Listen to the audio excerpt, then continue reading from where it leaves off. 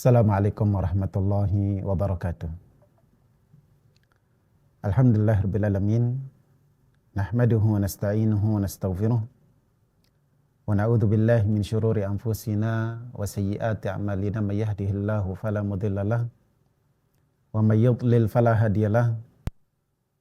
Asyhadu an la ilaha illallah wahdahu la syarikalah wa asyhadu anna Muhammadan abduhu wa rasuluhu la nabiyya ba'dah. Kaum muslimin rahimani wa rahimakumullah. Alhamdulillah kita bersyukur dan memuji Allah Subhanahu wa taala. Kita bisa melanjutkan kembali pembahasan kita pada kitab At-Tauhidul Muyassar yang ditulis oleh Syekh Abdullah Al-Huwail jazahullahu khairan. Pada kesempatan ini insyaallah kita akan membaca pembahasan tentang al-kihanah wal irafah. Artinya perdukunan dan perbuatan mengaku mengetahui perkara gaib. Al-kihanah wal irafah, perdukunan atau peramalan.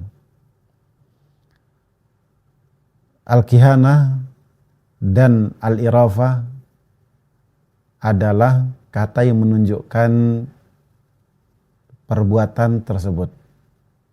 Sedangkan pelakunya disebut dengan kahin dan arraf.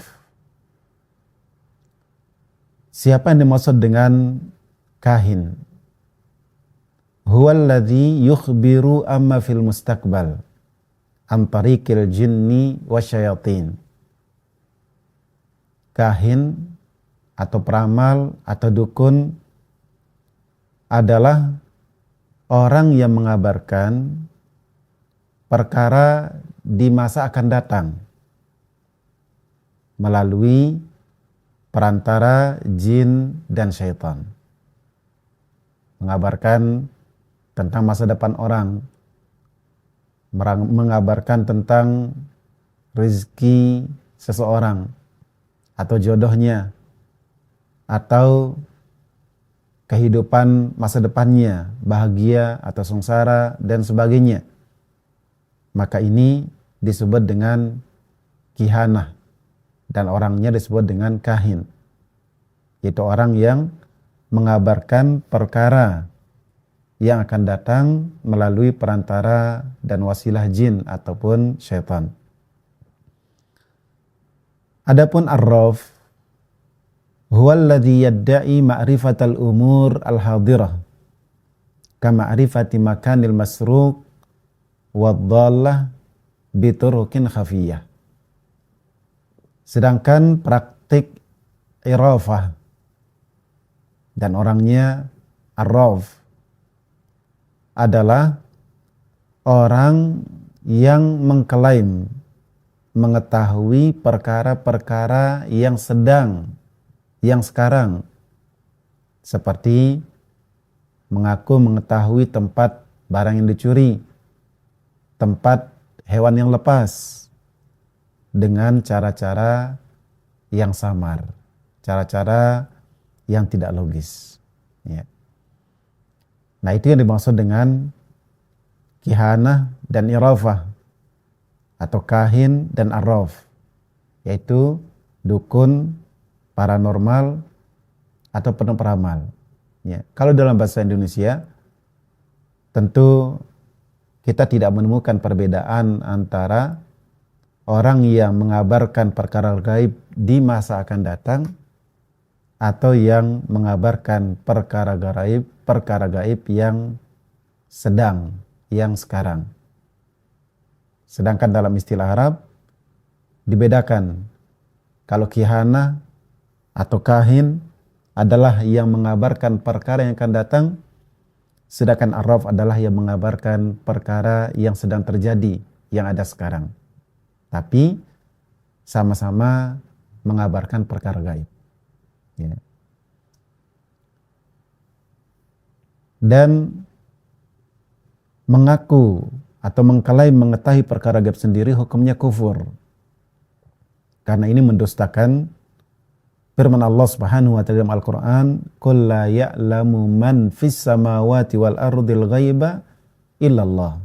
Sampaikan wahai Rasul, katakan tidak ada yang mengetahui perkara gaib, baik malaikat di langit maupun makhluk di bumi, illallah, kecuali Allah saja. Hanya Allah yang tahu, hanya Allah yang mengetahui perkara gaib. Ya. Maka paranormal, dukun atau peramal, dia telah mendosakan ayat ini. Dia telah mengklaim dirinya tahu, mengerti perkara yang gaib, sehingga perbuatan tersebut adalah perbuatan kufur. Kemudian Syekh mengatakan, aksamu man yukhribu anil mughayyabat. Jenis-jenis orang yang mengabarkan perkara gaib. Man akhbar anil ghaibi bi tariqil jin, fahada yusamma kahinan. Ada orang yang mengabarkan perkara gaib lewat bantuan jin, maka ini diistilahkan dengan nama kahin. Man akhbar anil ghaibi bil khutut fil ardi, fahada yusamma ramalan. Ada lagi praktik lain, yaitu orang mengaku mengetahui perkara gaib, orang mengabarkan perkara gaib lewat membuat garis di tanah, menggambar garis, membuat garis di tanah, dan ini diistilahkan dengan nama remal. Ada kahin, ada remal. Kemudian ketiga adalah man akhbar anil ghaibi an tariqin nujum, fahada yusamma munajiman. Ada orang yang mengabarkan perkara gaib melalui dia membaca, melihat, mengamati bintang atau rasi bintang, pergerakan bintang dan semisalnya. Maka orang seperti ini diistilahkan dengan nama munajim, ahli nujum. Man akhbara anil masruki wad-dhallah bi turuqin khafiyah, fahada yusamma arrafan. Dan ada orang yang mengabarkan tentang barang yang dicuri, hewan yang lepas, melalui cara-cara yang tidak gamblang, cara-cara yang samar, dan ini diistilahkan dengan arraf. Jadi ada kahin, ada ramal, ada munajim, dan ada arraf. Kahin adalah yang mengabarkan perkara gaib dengan bantuan jin. Ramal yang mengabarkan perkara gaib lewat gambaran, membuat garis di tanah. Ada munajim, yaitu yang melalui mengamati atau pengamatan bintang. Kemudian ada arraf, yaitu yang mengabarkan tentang barang yang hilang, yang dicuri, yang lepas, dan ini disebut dengan arraf. Tapi kalau dalam bahasa kita hampir semuanya disatukan dengan istilah dukun atau peramal. Kemudian apa hukum pergi menemui dukun dan tukang sihir? Hukum pergi menemui tukang dukun, tukang sihir, dan semisalnya dibagi menjadi dua. Pertama adalah orang yang datang untuk bertanya,